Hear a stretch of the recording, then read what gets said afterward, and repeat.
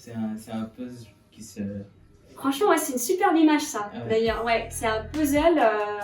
En fait, c'est un puzzle qui avait des morceaux éparpillés dans tous les sens. En plus, moi, c'était dans tous les sens. Hein, ça veut dire que... Il a des pièces qui étaient retournées. Ouais.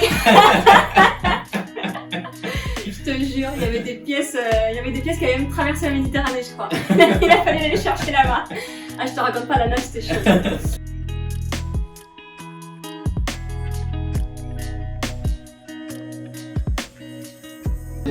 Ouais, Yeah. c'est parti.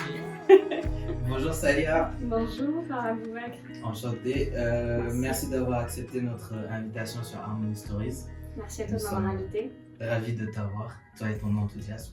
Merci. Et je commence toujours avec une question un peu décalée. Qu'est-ce que tu fais quand le matin ça se passe pas trop bien? Bah, je prends le temps de me lever déjà. Clairement, je prends le temps de me lever, ça veut dire que j'essaye de voir en fait ce qui se passe, qu'est-ce qui va pas. Parce que on n'identifie pas forcément le problème. Et une fois que je l'ai identifié, soit je trouve une solution directement et auquel cas j'ai la solution, ou soit j'en ai pas, mais hors Covid, à la base quand je me lève le matin, que ça aille ou que ça aille pas, je prends mon sac de sport et je m'en vais au sport. Et là, quand tu t'ouvres l'esprit par le mouvement. Ah ben là, quand t'as fait ta séance de sport et que tu t'es dépensé sur un tapis et que t'as couru 1 heure et que t'as fait un peu de muscu, tu reviens, le monde il a plus la même couleur quoi. C'est plus pareil. Donc ça balaye complètement toutes tes ondes négatives et c'est parti pour une nouvelle journée. Une très belle journée. Ouais. Pour rentrer dans le vif du sujet, on va retracer le film de ta vie, l'histoire de ta vie. Mais avant d'en arriver là, est-ce que tu peux te présenter un peu aux personnes qui nous regardent et qui nous écoutent? Je m'appelle Salia Itamou, j'ai 34 ans. Je suis artiste-auteur à mon compte depuis 2019 maintenant. J'ai eu un parcours atypique, je dirais, où j'ai connu différentes situations. J'ai été salariée aussi, comme tout le monde. Et puis, pour revenir un peu à mon enfance, j'écrivais déjà depuis l'enfance, à peu près à l'adolescence, j'ai commencé à écrire. Et petit à petit, je trouvais qu'en fait j'avais vachement d'attirance avec le milieu, le monde de la musique, le monde du spectacle, avec tout le milieu artistique en fait qui m'attirait et qui me parlait. Et du coup, dans cette évolution, les choses ont fait que la vie, j'ai continué mon petit bout de chemin. J'avais pas forcément d'idée à arrêter. Et j'ai continué mes études. Je suis partie sur Bordeaux de nombreuses années. Donc j'ai passé mon baccalauréat à La Roche-sur-Yon. Que je n'ai pas validé en plus au départ, puisque je ne me cache pas de mon parcours qui est certes atypique avec des échecs. Ouais. Voilà. Mais c'est l'une des raisons pour lesquelles aujourd'hui j'en suis là et c'est aussi la raison pour laquelle je fais ce que je fais aujourd'hui. Donc baccalauréat pas en poche. Et puis je me dis ok, c'est pas grave, je m'arrête pas là. Donc je vais quand même sur Bordeaux, je rentre dans une école en alternance qui m'accepte avec mon niveau bac. Et puis entre les deux, il se passe 2 BTS avec, je dirais, ça a été tellement vite en fait, même moi aujourd'hui quand j'en parle, je me dis mais qu'est-ce qui s'est passé? Mais voilà, j'ai fait un premier BTS, ça me plaisait pas forcément, etc. Et il y avait une des conditions, c'était que je devais valider mon bac en même temps. Donc je devais faire des études et en même temps je devais revalider mon bac. Franchement, on va pas se mentir, mais voilà quoi. C'est délicat. C'est délicat. Et donc j'ai quand même repassé mon bac en candidat libre, j'ai quand même accepté le challenge et malheureusement je travaillais pas assez en tout cas pour mener les deux de front, quoi, c'était pas possible. Donc du coup j'ai dû quitter ce BTS là et je suis rentrée dans un nouveau BTS, donc un BTS négociation relation client. Et cette fois-ci je pouvais continuer jusqu'à la fin de mon BTS avec mon niveau bac. Et en validant mon BTS, je validais mon bac. Donc je suis restée dans ce cursus-là pendant 2 ans. Donc j'ai été en entreprise, en alternance, etc. Et puis à la fin fin des 2 ans, enfin on arrive presque à la fin des 2 ans, je tombe gravement malade. Non. Ouais, je tombe gravement malade.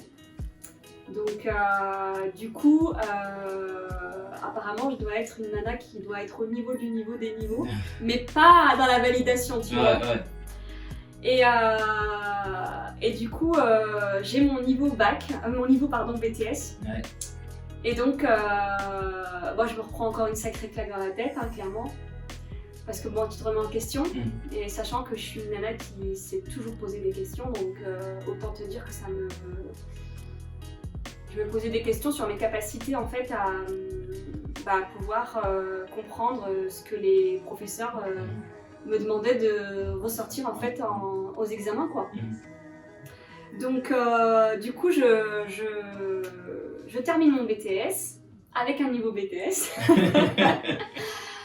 Bon bah la moyenne quoi. Ouais. Et donc du coup je me dis bon je pourrais pas aller en bac plus 3 quoi. Je pourrais pas aller en licence.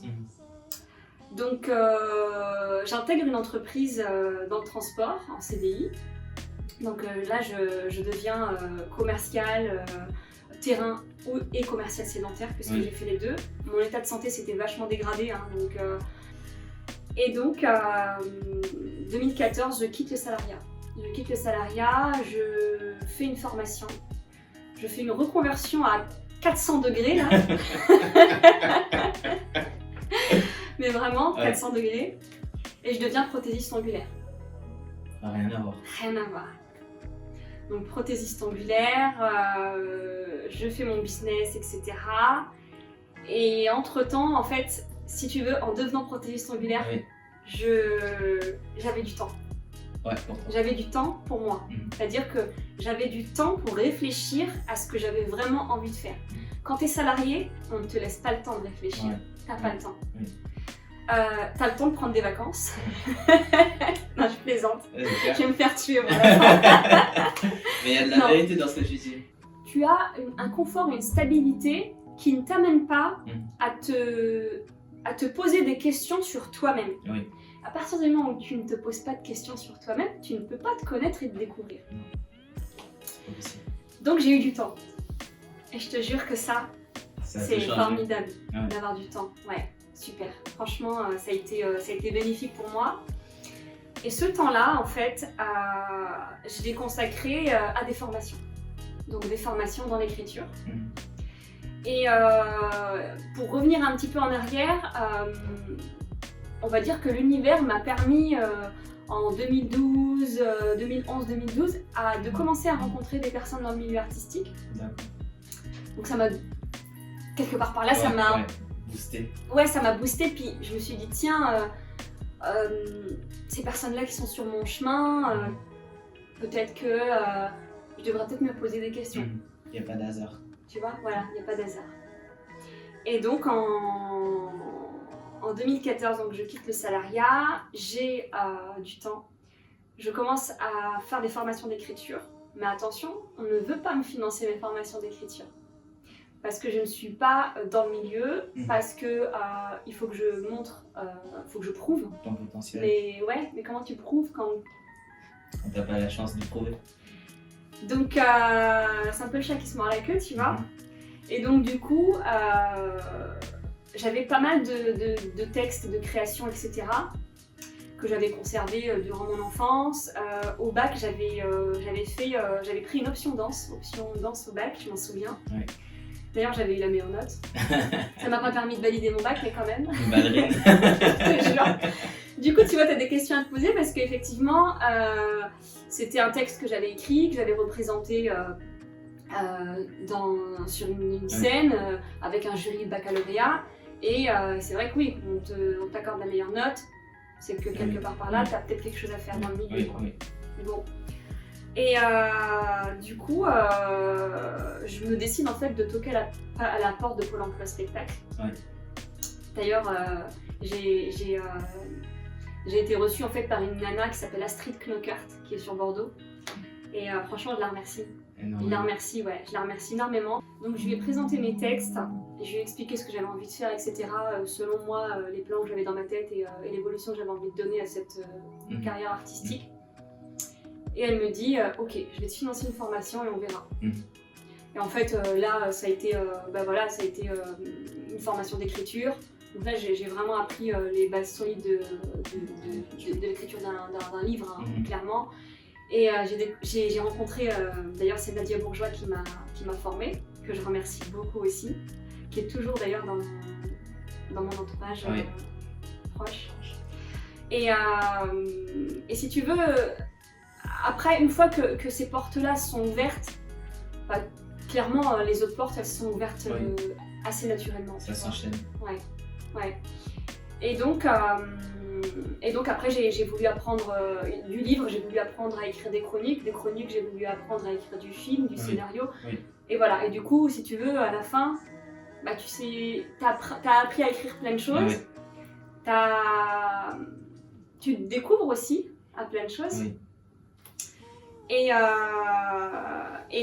c'est aussi ce qui m'a permis en 2018, avec tout ce parcours-là, de me poser des questions sur moi, mon fonctionnement, etc. Et donc du coup voilà, j'ai arrêté la prothésie ongulaire en 2018. Et en 2019, la question c'était est-ce que je continue, je déménageais de Bordeaux à Nantes.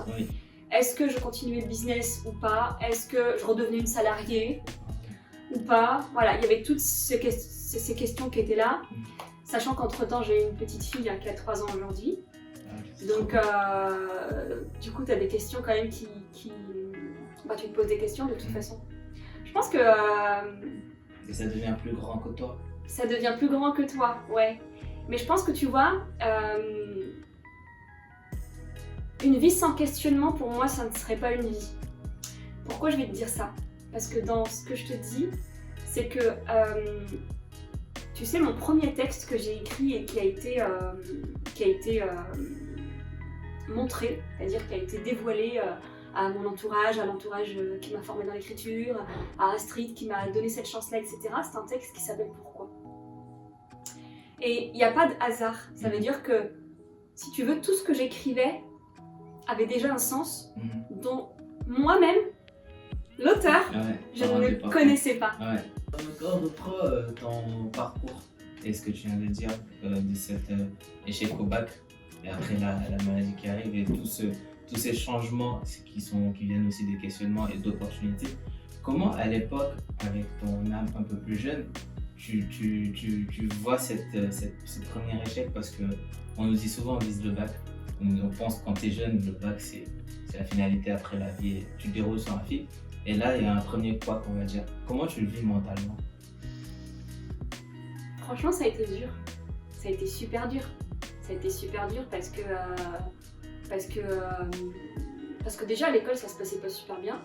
Donc, j'ai pas eu la meilleure des scolarités. Je m'entendais super bien avec les profs, mais si tu veux, j'avais pas confiance en moi, je connaissais pas mes capacités, par contre je voyais mes difficultés. Donc si tu veux, quand tu arrives au bac et que tu arrives avec 9,80 et quelques, et qu'on te recale parce que t'es le clown de la classe et que t'as pas, on va dire, un super dossier, ouais, ça fait mal. Ça pique, ouais. Ah ouais, ça pique les yeux, ouais. C'est même descendu dans le cœur, tu vois. Donc, Quand tu reprends ce fil-là, parce que tu parles de confiance de soi, et quand tu reprends cette formation-là et que tu commences à écrire et que tu découvres tous ces types d'écriture, et que tu le découvres et que toi-même tu te découvres, une nouvelle... ton talent s'exprime, ta créativité s'exprime, et là tu as confiance en toi. Est-ce que il y a un niveau de conscience de soi qu'il faut avoir pour avoir confiance en soi? Alors, moi en fait, si tu veux, pour te raconter, ça s'est fait en plusieurs étapes. C'est-à-dire que, de toute façon, de mon enfance jusqu'à ce que je prenne confiance en moi, je ne sais pas qui je suis. Ça veut dire que je me découvre des choses, des talents, je sais pas comment on pourrait dire ça, mais des sens, tu vois, qui sont surdéveloppés, mais je sais pas d'où ça sort. Donc t'es entre les deux là, tu sais, quand t'es assis sur deux chaises, Oui. t'as le cul entre deux chaises. Ben là en fait je vivais pendant je ne sais plus combien d'années maintenant, mais presque 30 ans, puisque il n'y a qu'à partir de 30 ans où j'ai j'ai fait du développement personnel et des psychothérapies. Donc j'ai été toquée aux portes des psychothérapeutes avec différentes façons d'exercer, mais je suis passée par ce chemin-là pour découvrir qui je suis. Ça veut dire quoi? Ça veut dire que ce que je suis en train de dire, c'est que de l'école, de la primaire à presque 30 ans, tout le parcours que j'ai pu avoir, il n'y a jamais personne qui m'a dit tiens, on va peut-être te passer les tests de QI, on va peut-être voir si tu n'as pas un autre mode de fonctionnement, alors que j'avais déjà une façon de faire que les gens me renvoyaient en négatif en plus, donc tu te prenais des claques dans la gueule tous les jours, tu vois. J'avais des difficultés à m'intégrer socialement, à m'entourer, malgré que si tu veux, j'étais jamais toute seule, mais je me suis toujours sentie seule, tu vois. Et la nuance, elle est là. Et à partir du moment où tu découvres certaines choses de toi, où tu entames des psychothérapies, où tu vas jusqu'à même montrer des textes que tu écris, parce que moi, clairement, c'est l'écriture qui m'a permis. C'est l'écriture qui a permis aux psychothérapeutes de se mettre sur des pistes. Oui. Parce que tu ne devines pas comme ça. Mais en cherchant et en creusant sur la personne, etc., c'est là que tu te dis, ah tiens, elle écrit, qu'est-ce qu'elle a à dire, et quelle est sa perception des choses, quelle est sa perception du monde. Et c'est comme ça que du coup on m'a dit, ok, mais est-ce qu'on t'a déjà parlé du haut potentiel intellectuel?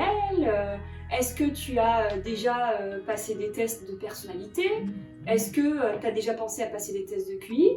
Moi je connaissais rien de tout ça, moi. Moi je débarquais, ah bon, c'est quoi? Bon. Et donc c'est ce cheminement-là qui a fait que j'ai pu découvrir mes capacités, j'ai pu comprendre les différents sens que je ressentais, la perception des choses que j'avais qui sont hyper sensibles, qui sont hyper fins. Et c'est là que les choses elles prennent un sens. Et donc une fois qu'elles ont pris leur sens, bah je serais pas là devant toi aujourd'hui, clairement. Tu vois? Ouais, c'est un puzzle qui se... Franchement, ouais, c'est une superbe image ça, d'ailleurs. Ouais, c'est un puzzle. En fait, c'est un puzzle qui avait des morceaux éparpillés dans tous les sens. Alors, en plus, moi, c'était dans tous les sens. Hein. Ça veut dire que... Il y a des pièces qui étaient retournées. Ouais. Je te jure, il y avait des pièces qui avaient même traversé la Méditerranée, je crois. Il a fallu aller les chercher là-bas. Ah, je te raconte pas, la nage, c'était chaud. Mais en fait, c'est exactement ce qui s'est passé. Donc, si tu veux, quand tu regardes aujourd'hui avec le recul, honnêtement, ça a été un parcours super difficile. Parce qu'il y a la santé aussi qui s'est mêlée. Et avec une pathologie, hein, je m'en cache pas, quelque chose qui est assez maîtrisé aujourd'hui, mais avec une pathologie quand même qui est une maladie auto-immunitaire, avec un parcours où t'as pas confiance en toi, un parcours où j'ai été hospitalisée plusieurs fois. Donc ouais, quand tu es sur un lit d'hôpital et que tu as vécu des échecs et que tu sais plus quoi faire de ta vie, ouais, tu te poses des questions, tu vois, tu te poses des questions. Et on en parle, on en rigole un peu. On parle de pièces qui ont traversé la Méditerranée. À quel point c'est important d'aller chercher certaines choses dans son origine? Franchement, c'est une super question que tu me poses. À quel point c'est important? C'est important en fait pour comprendre le parcours de qui t'as conçu. À partir du moment où tu sais qui sont tes parents, hein, moi j'ai toujours vécu avec mes deux parents donc j'ai aucun problème, mais à partir du moment où tu connais leur histoire, où tu sais d'où ils viennent, où tu sais pourquoi ils sont venus, qu'est-ce qu'ils voulaient, qu'est-ce qu'ils recherchaient, etc., tu as forcément la réponse à la question de qui tu es. Mais qui tu es à travers ton père et ta mère, pas qui tu es toi-même. Donc de toute façon, tu vas chercher une pièce du puzzle, en tout cas plusieurs pièces, parce que clairement il y en a pas mal, mais en tout cas tu vas chercher plusieurs pièces, mais il te restera toujours une pièce à aller chercher, c'est toi-même. Tu vois ce que je veux dire? Donc c'est super important parce que je pense que Je pense que, en tout cas pour moi, quand je me vois aujourd'hui dans mon parcours, mon évolution, ma façon d'être, etc., je suis le miroir de mon père. Pourquoi cette formation où maintenant on a parlé de la confiance de soi, où on devient soi aussi, dans le sens où on se connaît mieux et on vit mieux dans son corps, et que tu commences à exprimer ta créativité au travers de l'écriture et de l'art. On reviendra aussi du pourquoi l'endroit où on est aujourd'hui. Comment se passe ta carrière d'auteur et comment ça commence et quelle est ta vision? En fait, on va dire que j'ai peut-être commencé un peu les choses à l'envers. J'ai voulu d'abord découvrir un peu le milieu, donc savoir qu'est-ce qui se passe, etc. Sachant que dans le milieu artistique, j'ai toujours été attirée par plusieurs choses dans le milieu. Donc j'ai été un peu à la découverte de la musique, des styles de musique, et puis dans l'écriture, forcément, dans l'industrie du livre, j'ai été découvrir le livre et les auteurs et le marché du livre. Et puis petit à petit, j'ai commencé tranquille.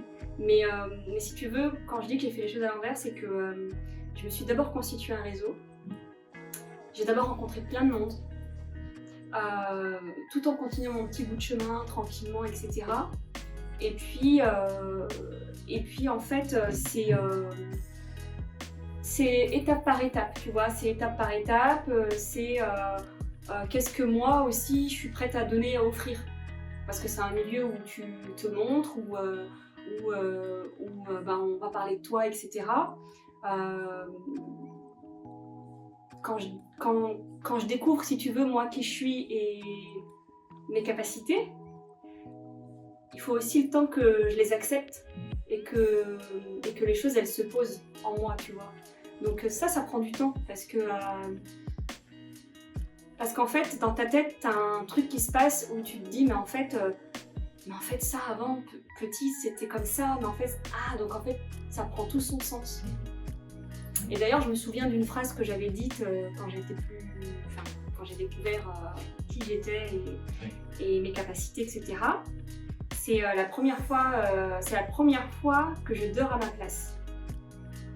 Et si tu veux, cette phrase-là, elle m'a marquée, elle est sortie naturellement, mais c'était vraiment la première fois où je dormais à ma place. Ça veut dire que, quelque part par là, avant d'en arriver à vouloir me mettre à mon compte en tant qu'auteur, etc., il y a eu un chemin, et ce chemin-là, il était obligatoire. Oui. Il était obligatoire. Oui. Parce que sans ce chemin-là, je ne me serais jamais constitué le réseau que j'ai et je ne me serais jamais lancée à mon compte dans ce milieu-là. Donc je pense que voilà, tu apprends à t'écouter. Tu sais, je savais même pas ce que ça voulait dire avant, apprendre à s'écouter. Je sais pas si tu tapes sur Google s'il y a une définition, tu vois, mais d'ailleurs si elle y est pas, je pourrais peut-être en mettre une, parce que ça servirait à la jeunesse, mais apprendre à s'écouter, tu vois, quand tu vas à l'école, quand tu es dans ta famille, dans ton entourage, il n'y a jamais personne qui va te dire mais écoute-toi, apprends à t'écouter. Mais qu'est-ce que ça veut dire? Et je pense que ça, pour moi, c'est une des choses importantes, que tu sois auteur ou pas. Mais c'est une des choses essentielles pour pouvoir prétendre à vouloir écrire. Parce que tu ne peux pas écrire sur les autres si tu sais pas qui t'es. Oui. Clairement, impossible. Donc, voilà. Mais ça rejoint un truc important où quand je parle d'apprendre à s'écouter ou de passer du temps avec soi-même, on a tendance à beaucoup dire mais pourquoi tu laisses les autres te dire ce que tu devrais faire? Mais on passe beaucoup de temps à nous dire ce qu'il faut qu'on fasse. Donc on est un peu machinal dans nos approches. Et le jour où on a ce switch de se dire mais je sais mieux pour moi ce qui vaut mieux pour moi, et là il y a tout qui change, mais c'est pas évident parce qu'on est dans une vie où, en tout cas dans la majeure partie du temps, à l'école, à la maison, on dit C'est fais ça, fais ça, fais ça, fais ça. Et pour certaines familles, même dans certaines élites, ok, tu vas faire la prépa, tu vas faire plus technique, tu deviendras ingénieur ou autre, mais on nous dit toujours ce qu'il faut faire. Et on ne nous laisse pas le temps d'apprendre à nous écouter, à passer du temps avec soi, et c'est très très important ce que tu dis. Et peut-être que ça explique aussi pourquoi aujourd'hui on est dans ce lieu-là, inattendu. Pourquoi tu choisir cet endroit et qu'est-ce que ça t'évoque en termes d'envie aussi pour ton futur et l'expression de Salia? Pourquoi on est dans cet endroit-là? Parce qu'en fait, j'ai toujours rêvé de monter sur scène. Et d'ailleurs, on remercie le Golden Comedy Club de nous accueillir aujourd'hui. Je pense que j'ai beaucoup de choses à dire, j'ai envie de m'exprimer, j'ai envie de parler de ce qui se passe, du monde, de l'actualité, j'ai envie de parler de notre enfance, j'ai envie de raconter notre éducation qui était folle, mais j'ai envie d'amener toutes ces choses-là qui parfois ont été douloureuses, mais j'ai envie de les ramener sur un ton d'humour, tu vois. Parce que je pense que même si à l'époque c'était douloureux, aujourd'hui je suis maman, Oui. et en fait c'est trop rigolo. C'est trop rigolo, moi quand je vois ma petite fille de 3 ans faire ce qu'elle fait et tout ça, je me dis mais en fait c'était normal que nos parents nous éduquaient de telle manière-là. Mais ça tu ne peux pas le savoir si tu n'as pas de gosse, tu vois. Comme il dit, si tu n'as pas goûté, tu ne peux pas comprendre. C'est ça. Donc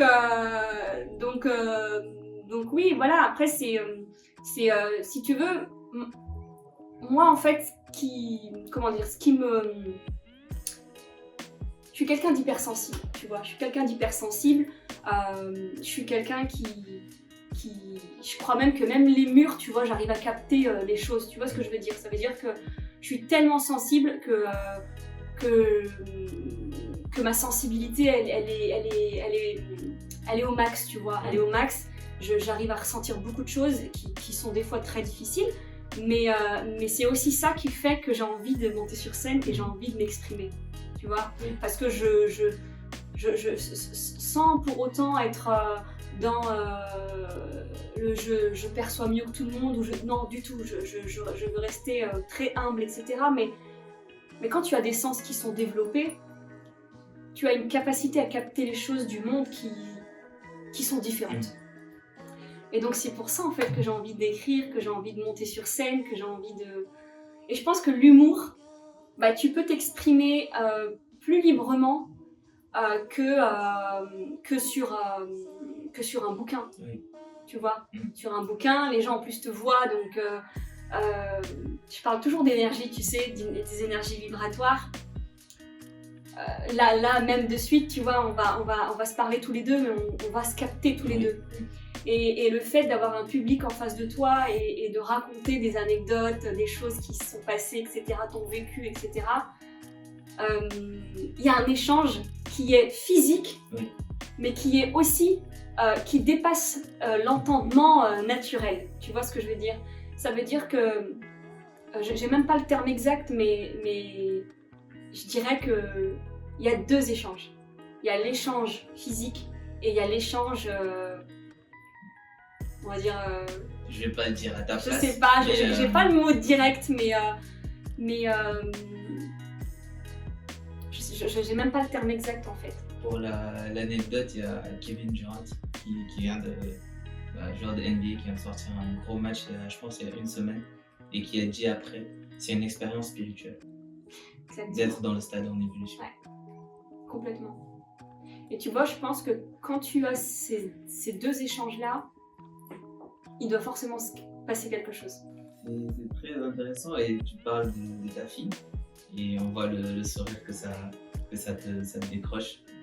Quand tu vois l'état entre guillemets du monde dans lequel on est, qu'est-ce que tu projettes pour elle et quels outils tu essaies de lui donner pour naviguer du mieux qu'on peut, parce que ça rejoint ce qu'on disait tout à l'heure, on aura beau lui donner le maximum de bagages, il y a une partie essentielle qui viendra d'elle et que personne ne peut lui donner. Bah écoute, c'est vrai que là, elle a 3 ans, donc elle est en plein développement, tu vois. Après, en tant que maman, tu vois, et je pense que tous les parents rejoindront ce que je vais dire, on a tous envie que nos enfants évoluent bien, soient heureux et épanouis. Ça, c'est la base, et en pleine santé. Ça, tu vois, c'est la fondation. Après, tu as envie de construire les murs, tu vois. Mais les murs que je vais vouloir construire pour ma fille, c'est peut-être pas les murs qu'elle a envie de construire pour elle. Donc, moi, dans ma casquette de maman, je vais lui apporter le soutien et l'envie de construire des murs. Si elle a besoin de moi pour construire ces murs-là, je l'aiderai à mettre les briques. Mais par contre, j'irai pas mettre les briques à sa place.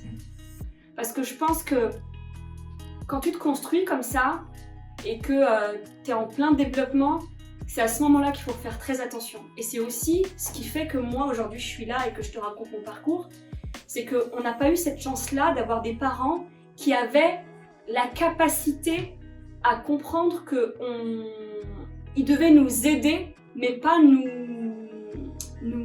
j'aime pas dire obliger, mais quelque part par là, il y avait quand même des obligations. Mais ils faisaient du mieux qu'ils pouvaient parce que, encore une fois, il faut aussi remettre les choses dans le contexte. Il y a l'immigration, il y a le changement de culture. Faut prendre, moi je suis d'origine marocaine. Entre le Maroc et la France, c'est 2 mondes à part. Donc quand ils sont arrivés ici, je sais même pas si nous on aurait été capables d'eux. Donc voilà, après il y a une chose en tout cas que moi j'essaye en tout cas au quotidien de transmettre à ma fille, c'est de vivre comme elle l'entend. C'est-à-dire que ces aspirations qu'elle a aujourd'hui à 3 ans et qu'elle va avoir à 4 ans, 5 ans, etc., c'est la base de ce qui va la construire. Le développement qu'elle a aujourd'hui, c'est ce qui va faire d'elle la femme qu'elle sera demain. Sa capacité créative et son imaginaire, son imagination, c'est ce qui va la propulser plus tard. Et ça, je me mets un mot d'ordre, c'est de ne jamais lui couper. Donc, à partir de là, je pense qu'il y a des choses, moi dans mon parcours, qui ont pas été assez écoutées et qui ont mis du temps avant de ressortir. Et c'est pour ça que je dis, et que j'y tiens vraiment, c'est que je la laisserai se développer. Il y a un attachement émotionnel qui est là. À quel point cette fibre-là, toi, te nourrit? Franchement, c'est une question très intéressante. Et on peut l'aborder sur différents angles. Cet attachement émotionnel, il va grandir. Il va se grandir, il va se développer. Et il va au-delà encore il va au-delà des mots. Il va au-delà des mots et c'est comme une corde invisible, tu vois. La corde invisible, ben, toi et ton enfant, c'est exactement ça. Ça veut dire qu'il y a un attachement qui se fait naturellement et qui se développe à chaque fois. Exactement. Après, il y a un truc, tu vois, qui est magique. C'est que moi, aujourd'hui, tu vois, il y a des choses que j'écris. C'est grâce à ma fille que je les écris. Tu vois ce que je veux dire?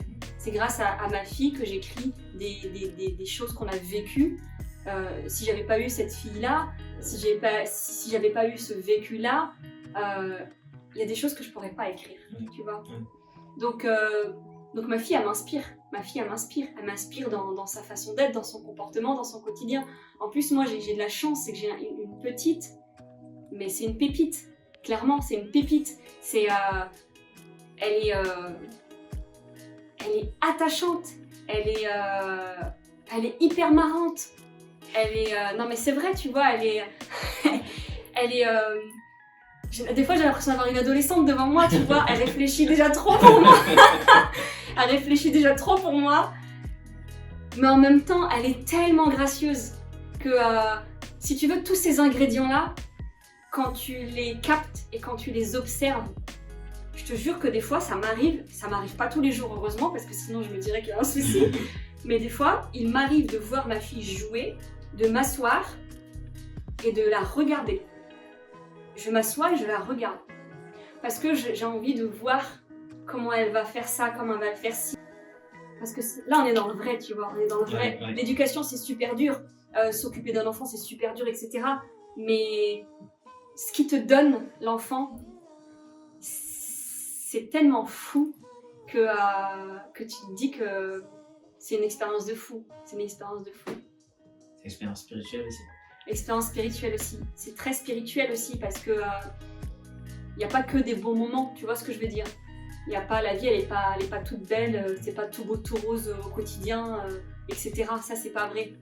Mais justement, dans des moments difficiles, cette petite fille, cette petite boule d'énergie, Ouais. tu vois, elle t'interdit de baisser les bras et de ne pas continuer, tu vois. Pourtant, des fois, t'as envie de tout lâcher. On arrive sur le dernier segment de cette discussion. J'ai 3 questions rapides à te poser, où on laissera les gens l'opportunité d'y réfléchir. La première, c'est au vu de tout ce que tu as vécu, c'est quoi le principe duquel tu t'éloigneras jamais? Une chose que je retiens dans mon parcours et dont je ne m'éloignerai jamais, c'est ma famille. Ah, un livre qu'il faut lire. Ah, j'en ai tellement des livres que j'adore. Mais franchement, il y a une auteure que j'adore et elle le sait, on se connaît, c'est Faiza Guène. J'adore sa plume et j'ai pas un bouquin que j'aime vraiment de ce qu'elle a écrit, mais celui en tout cas qui a marqué mon enfance, c'est Kiff Kiff Demain. 5 personnes avec qui tu aimerais partager un dîner, qui soient encore là ou pas? Franchement, je vais balayer plutôt dans le sens, allez, je vais te dire dans la musique. J'aimerais bien rencontrer, j'aimerais bien faire un dîner avec Youssoupha. Dans le milieu du cinéma, franchement, je dirais Omar Sy. On va rester dans le cinéma, tu vois, parce que un dîner avec Laila Bekti. Ouais. Et Géraldine Nakache aussi, tu vois, les deux petits binômes là, de nana qui cartonnent. Et ouais. Et je trouve qu'elles ont quelque chose. Il y en a 3 déjà, Ouais. 3, 4 4. Peut-être ta fille. Un dîner avec ma fille. Ça l'a ramené au dîner. Alors, par contre, si je l'amène au dîner, c'est elle qui fait le dîner. Hein. Je te dis de suite, t'as même pas besoin de ramener. La table, elle peut rester vide, c'est elle qui. Elle fait tout. Alors, de la bouffer, hein. Bah écoute, ouais, ça clôture bien avec ma fille. Ma fille. Et c'est une très belle histoire qui montre en fait une personne avec beaucoup de relief de ta vie, hein, avec tous les changements qu'il y a eu, et c'est ça qui fait au final une personne, une vraie, qui se connaît dans ses failles, dans ses forces, et qui aujourd'hui a une vision, une force, un rêve, qui traverse la France tout le temps pour aller accomplir des choses. Et je pense que dans cette énergie positive là, il peut se passer que des belles choses. Je suis content d'avoir écouté ton histoire, content et hâte de la partager. Et je te laisse le mot de la fin. Bah écoute, c'est moi qui te remercie. Franchement, je suis super contente aussi de t'avoir rencontré, d'avoir croisé ton chemin. Je savais que ça se ferait. Ouais. Donc il y a une chose aujourd'hui que je retiens, c'est que les choses se passent quand elles doivent se passer. Les rencontres se passent quand elles doivent se passer. Et tu vois, ça c'est une chose qui je dirais, sonnera le mot de la fin, mais actionner et laisser les choses se faire. L'univers est chargé de tout, vraiment de tout.